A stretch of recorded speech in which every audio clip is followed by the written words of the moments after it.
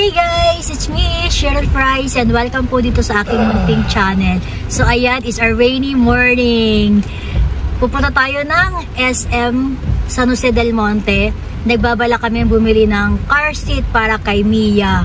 So ayan, kasama natin ang aking asawa over there. Busy siya. So ayun guys, samahan niyo ako, bibili tayo ng baby car seat. Bakit kami bibili ng baby car seat? Kasi bibisita rito sa amin si Mia at excited na kami. 1 week siya rito sa amin. 1 week lang pero bibili tayo ng car seat kasi gusto namin kapag lalayas kami or magmumoling, kasama namin si Mia. So for safety, kailangan natin ng car seat para sa kanya. At in the near future, magagamit naman din niya yun kung halimbawa magta-travel kami, diba? Syempre, kailangan niya yun. Tsaka, importante yun guys ha. Kung meron kayong sasakyan at meron kayong kasama na bata na below 11 years old, kailangan nyo talaga ng baby car seat. So, para yun sa protection ng bata. Diba? Yun lang, hindi pa ako decided kung ano ba yung bibiling ko. Sa palagay nyo guys, ano yung maganda? Yung Isofix o yung kinakawit lang sa seatbelt? Ano yung mas safe gamitin? O, diba? Opya. Kita ba sa video na medyo nagulat ako? Bigla kasing may tumawid. Pero hindi ako yung driver guys ha. Yan, ang aking asawa yung nagdadrive. Yan. Hopefully, mapakita ko sa inyo kung paano siya ikabit. At kung ano-ano yung mga available na car seat dyan sa SM. So, samahan nyo ako later! So, ayan guys, nandito na tayo sa SM. Nasa parking na tayo. Nakapag-park na.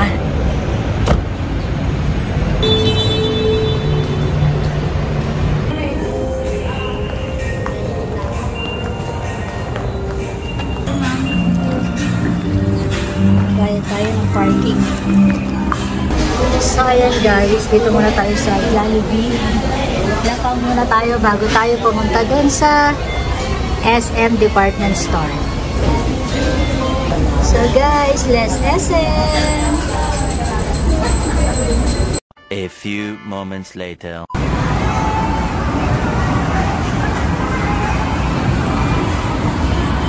Foam nila. Ayun difference. Mas makapal yung foam neto. Wala tong discount? 11,000? Wala po. Ito po 999. 10% na po. Ito less 10% yes, pa. Ayun. Nakalista po siya, bali 8,799 na lang po siya. 8,799? Yes po. Pero ito mas makapal yung foam niya no? Yes ma'am. 360 na rin to? Yes po. 360. Isofix din siya? Yes po, Isofix din po siya ma'am. Bali yung foam niya po kasi is kilted na rin po. Tapos ano rin siya, nare-recline. Yes, reversible na rin. Reversible 360. Opo. Ganito yeah. Yes. Then yung reclinable na po. Okay. Pang ilang taon to? Up to ilang taon? Pang ano po, hanggang 4 years old po. Hanggang 4 years old po lang. Wala bang medyo mas mura dito? Ito magkano nga to? 7,000 ma'am. Pero hindi po siya kasi 6,999. 360 lang po siya ma'am. 360? Pero, ano ba mas safe? Yung Isofix ma'am. Mas safe siya? Yes ma'am. Kasi si Isofix ma'am, pwede pa talaga siya. Double lock po kasi siya. Then ito po kasi may extra lock. Ito, same lang nito yan? Hindi po. Hindi po sa Isofix ma'am. Ay, hindi siya Isofix. Ay, Isofix pala ma'am. Sorry. Yung pala isa wala. Pang ilang taon to?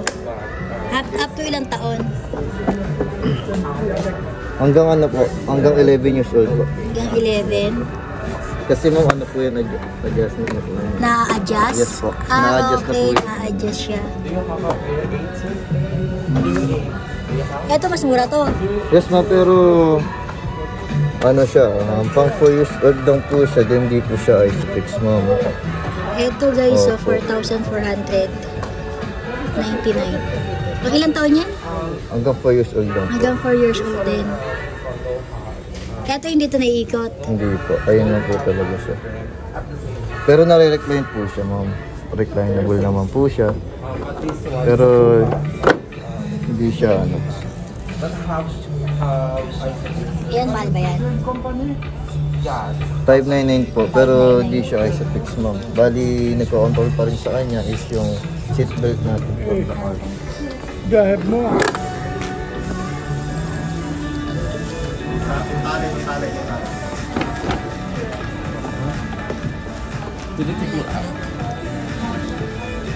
Hindi, same. Yes, same, my love. So, which one you want? This or that? So, ayan guys, ito yung gusto ni Happy. Meron vlogger si mga 3 months, ma'am. Vlogger ko na naman, 3 months si Ray. What? New stock. Mustang. New stock. New stock.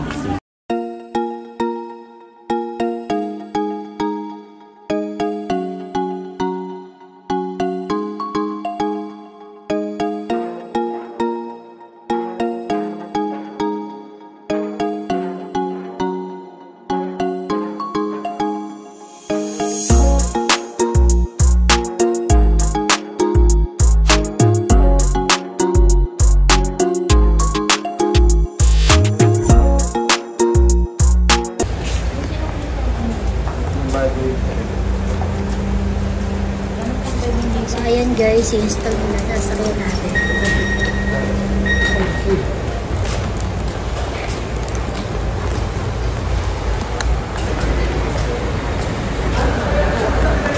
So, ayan guys, help niya tayo na i-install yung ating baby car seat. Hindi tinatanggal sa pagkakatali. That's the protector, eh? What's the out? So, ayun guys, yung 2019 na Toyota Rush, meron siyang Isofix. Yan, o. Bali, direct na natin siya sa newborn, sa 6-month setup. Oo, sige.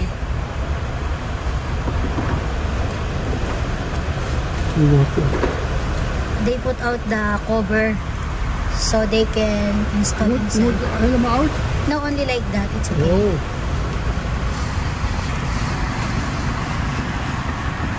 So, ayan.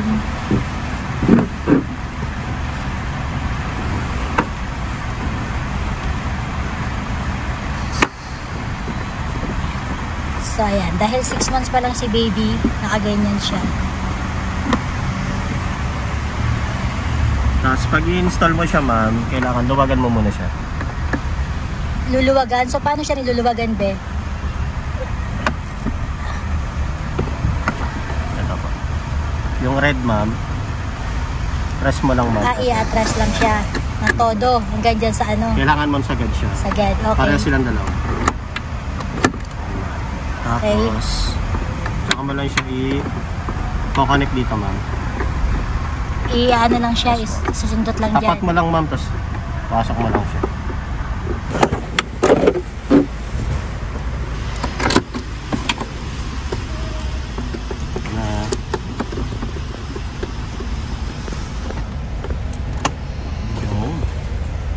Nag-lock? Opo.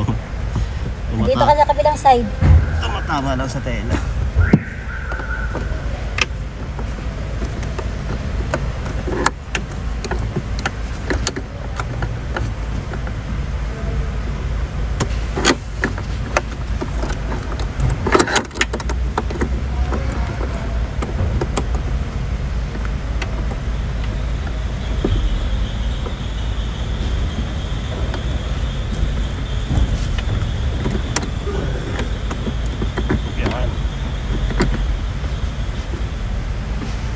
Nag-lock na. Nalock na? Pag tatanggalin siya, ganun lang din, be. Press lang, ma'am, yung red. din po, ma'am. Ay, andang yan lang red, Yes, yung po. i-press. Ayan, ma'am. Ah, okay. Ayan na. Natanggal ka na, ma'am, ha? Pag nakalock, automatic na yan. Pag na-press mo yung red, ma'am, mawawala na yung lock na. Ah, okay.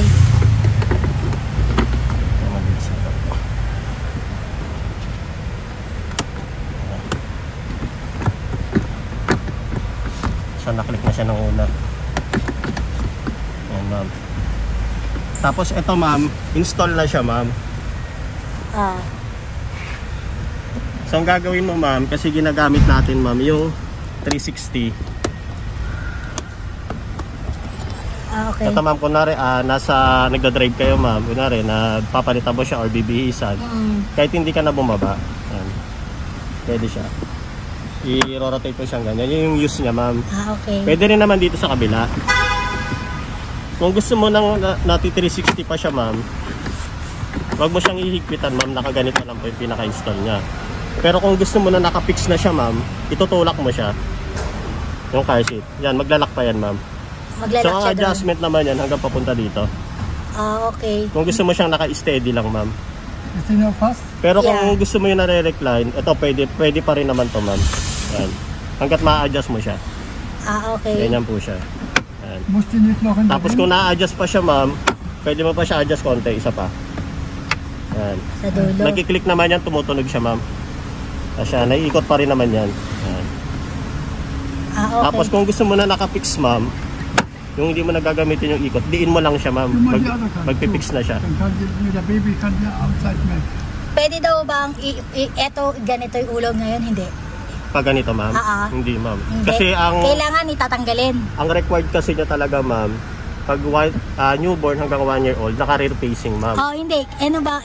Gusto lang niya makita. Pwede yan? Or tatanggalin mo muna or hindi? Ganyan pwede naman ma'am ito. Adjust ko lang.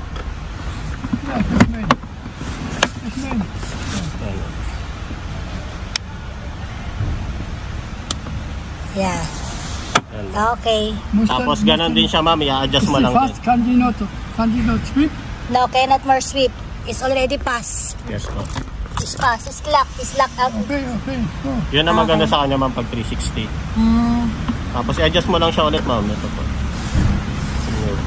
So ito ma'am, kung hindi nyo naman gagamitin itong side na to, hanggang 1 year old niya, kahit huwag mo na siya tanggalin. Tapos make sure lang ma'am, every time na ilalagay mo si baby, check mo yung lock. Kung nakalock yung ISOFIX. Kasi baka mamaya ma'am, may ibang sumakay, maklik, hindi pala na siya nalock, natanggal yung pagkakalock. Okay. Basta ma'am, bago mo ilagay si baby, check mo muna kung nakalock siya. Okay. Tapos ma'am, yung sa ano... Paano ko siya i-check na ilala kung gumagalaw? Yes ma'am. Kasi pagka hindi yan nakalock ma'am, kahit yung isa, pag ginanon mo to, gagalaw to car seat. Gagalaw talaga siya. Yung base ma'am, yung hawakan mo. Okay. Tapos ito ma'am, yung top tether, yung tinatanong mo kanina. Yung nasa likod.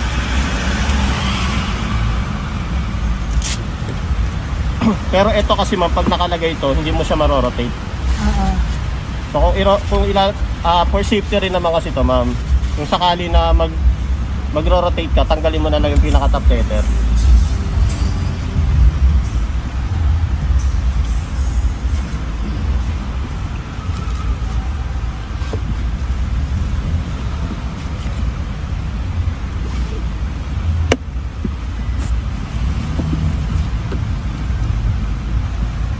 Ito yung adjustment ma'am, yung haba ng harness. Okay. Yan yung sa likod no? Yes ma'am. Bali hindi siya mismo dito ma'am, nandito siya sa pinakailalim. Yung nag-iisa sir. Ito ma'am, yung sa likod. Ito po. O sa gitna. Yung teeter, di ba? Diba yung ISOFIX ma'am, nasa dulo-dulo. Bali nasa gitna siya ng ISOFIX. Paano mo siya higpitan, be? Ito ma'am, hatakin mo lang dito. Ito po.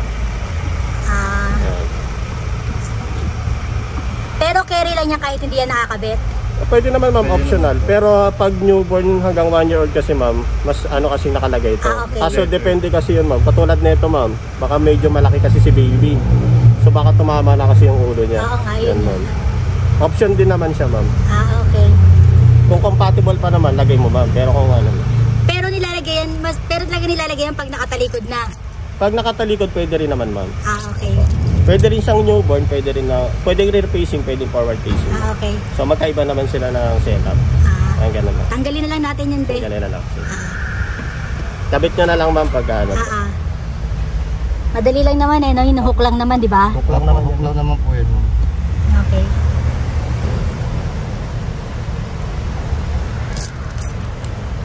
So ayan guys, nakakabit na siya.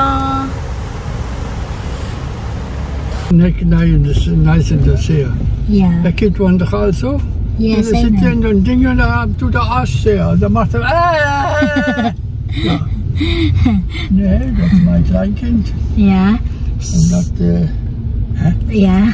So, ayun guys, narinig nyo, di ba? Ipinaglalaban niya talaga yung binili naming car seat dyan. Ayan. Kasi guys, talaga, ang gusto ko talaga kasi dapat yung sa Shopee at sa Lazada. Pero siya, ayaw niya. Sa totoo lang guys, okay din naman yung nabibili sa Shopee at sa Lazada. Pinakita ko doon na 3,000 lang, something. Pero yung review niya, magaganda rin. Pero ayaw niya talaga. Gusto niya talaga dito kami sa mall bumili. Gusto niya makita niya yung quality ng bibili niya. So, ayun. Ito pala yung brand na nabili natin, Abika. Yan. Yung price nitong car seat dyan sa likod, yan. 11,999.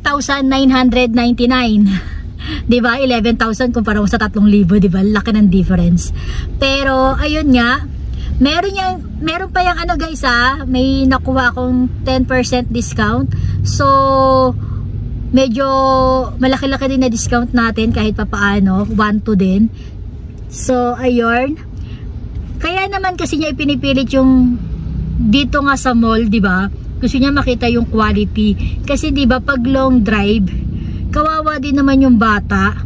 Kapag yung inuupuan niya hindi siya komportable. Yun. Basta bigyan natin ng hustisya 11,000 ko. So, ayun guys. Dito ko na po tatapusin ang aming video for today. Kung nagustuhan nyo po ang video na to, please give it a thumbs up and don't forget to subscribe. At sa tabi po na subscribe button, meron pong bell icon. Nakikita nyo ba yung belly niya? Pakiclick nyo na rin po para po sa tuwing meron tayong new upload, manon-notify ka. Maraming salamat po sa panonood. Kita-kita po tayo ulit sa aking next vlog.